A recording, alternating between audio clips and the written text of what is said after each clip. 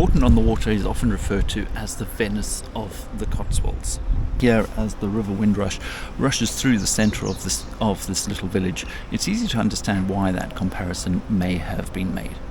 But I wonder how many of the thousands of tourists that visit the village, possibly the prettiest village in the Cotswolds or even all of England, actually appreciate everything that it has to offer. The obvious place to start exploring may be the river and the centre of the village.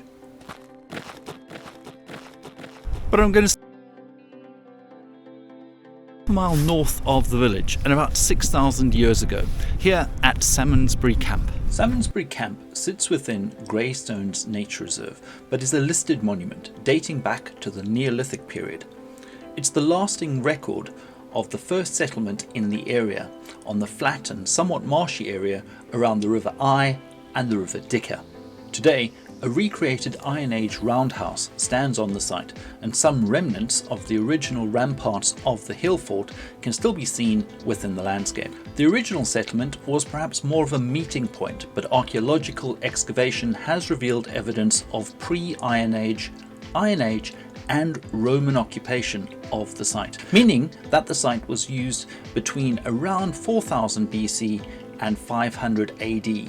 When it was finally abandoned. Despite that, it still held some significance in the local population, as it is recorded as Salmonsburg in a charter of Offa of Mercia dated AD 779. The site is easily accessible on foot and just a short walk from the village, making it well worth the effort to visit. Though evidence of Roman occupation has been found at Salmonsbury, the Roman settlement of Bolton Bridge is our next stop. So I'm now about a mile to the southwest of Salmonsbury Camp and about half a mile to the west of the modern day village of Bourton-on-the-Water. But this is an important stop to make because this is the beginnings of a Roman settlement which was called Bolton Bridge. And this is the real beginning of what we now know as Bourton-on-the-Water. The location of the site of Bolton Bridge is no coincidence. It's the intersection of two major Roman roads in the form of the Fossway and Icknield Street, as well as the bridge over the River Windrush. The naming of the settlement is significant too. Bolton is derived from two Anglo-Saxon words, burh, meaning fort or camp, and tin, which means village or settlement. So literally, Bolton means village by the camp, and that's in reference to Salmonsbury Camp, which we just visited. Though no visible sign remains of the village, the area continues to be preserved as a scheduled monument in 6 individual areas straddling the present-day A436 and the A429, and that's the Roman Foss Way. By the year 700, human settlement in the area had moved once more, this time eastward to what we would today recognise as the village.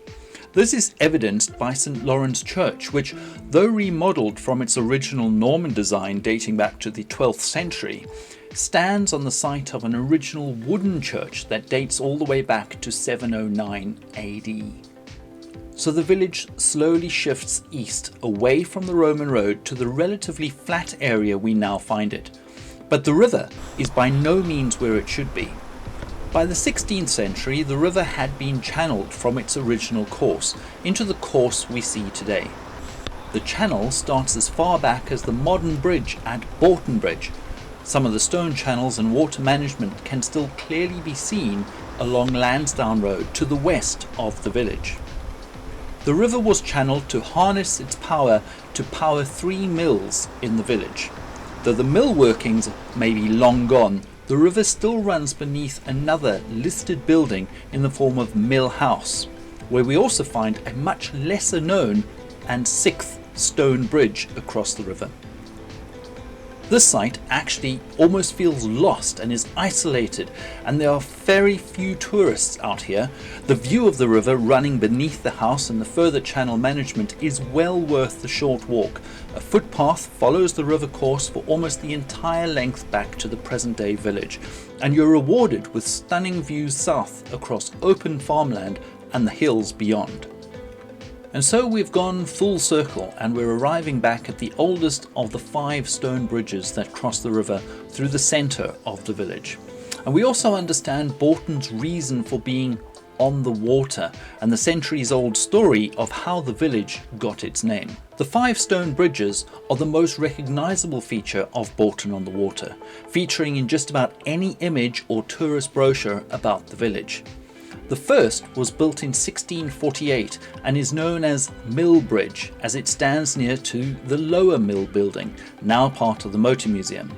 This bridge was originally called Broad or Big Bridge. Next along is perhaps the most recognisable of all the bridges, called High Bridge, which was built in 1756. You'll find the majority of visitors and tourists flock to have a photo taken on this bridge. Further east still are 2 bridges that stand close to each other, a road bridge called New Bridge and a footbridge called Paynes Bridge. And finally, the Coronation Bridge, the stone bridge built in 1953, which replaced an earlier wooden bridge that stood on the same site. The Coronation Bridge takes you further east along the still channeled river and towards some of the village's other main attractions, namely Birdland, the Jurassic Journey and the Dragonfly Maze. Birdland is also significant as within the park the original river reunites with the channeled course. The village of Bourton-on-the-Water can boast no less than 114 listed buildings, and I'll provide a link to this list in the description below. This does mean that you will be well rewarded for venturing away from the high street and the river and exploring the alleys and small roads, especially to the south. Here the beautiful honey-coloured stone buildings almost embrace you with their warmth. Around every corner there is something special to see and a new discovery to be made. One such discovery might well be smelt before it is seen, in the form of the Cotswold Perfumery. Not only can you buy the finest of English fragrances here, but they also offer perfumery courses and the opportunity to make your own perfume. If all the walking becomes too much and you simply want a bird's eye view of the village, you'll find it painstakingly recreated in 1/9 scale at the model village, which is behind the old New Inn, itself situated near the Coronation Bridge towards the east end of the village. It's fair to say that no matter where you look in Bourton-on-the-Water, you generally find yourself back at the river. But to only take in the river and be captivated by the Venice of the Cotswolds will mean you miss out on a wealth of treasures that this village has to offer you. If you've enjoyed this look at Bourton-on-the-Water, please give this video a like and share it with others. And if you've got this far and you haven't yet subscribed to the channel, please do consider subscribing, and also click the bell notification icon, and that means you'll get notified every time a new Cotswold village is featured here on the Cotswold Traveller. Until next time, take care. Bye bye.